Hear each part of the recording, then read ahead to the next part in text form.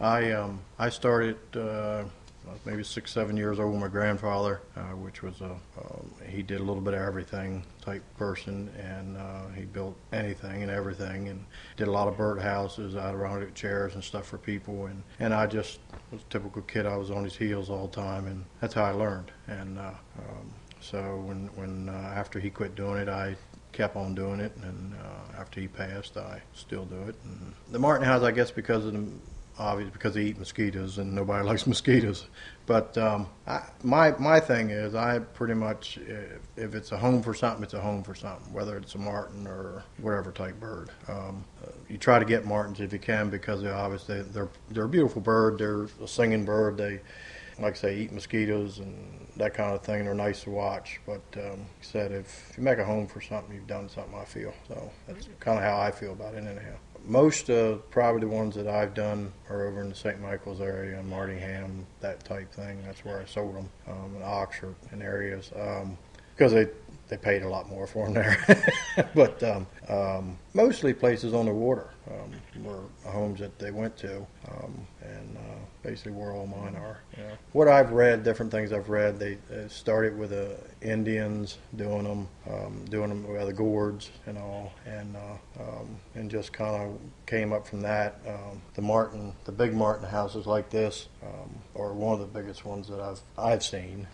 The biggest one I make, but they're quite expensive because there's a lot of work to them. There's a lot of material to them, and a lot of the bigger estates had large martin houses, and I guess for the same thing as the Indians have, when kill, they eat the mosquitoes and that type thing to try to make life more comfortable.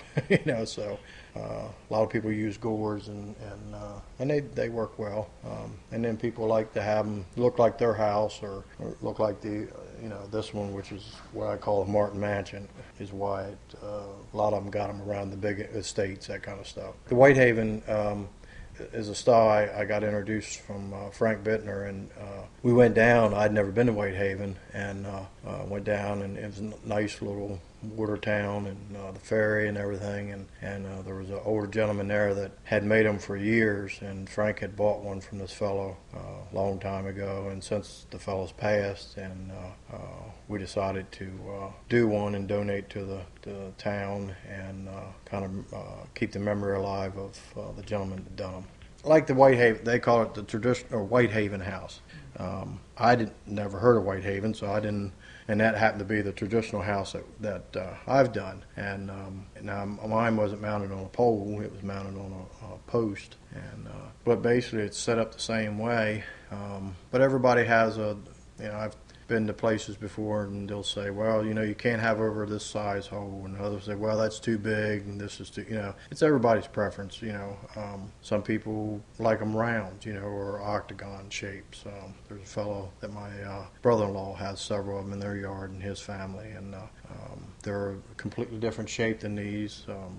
And different size holes, and they get martins. Martins, they're kind of temperament. You have to fool with them a little bit to get them and keep them. But after you get them, they'll pretty much come back every year, and they're great. They're a cheerful bird. They're a beautiful bird, and they help on the mosquitoes.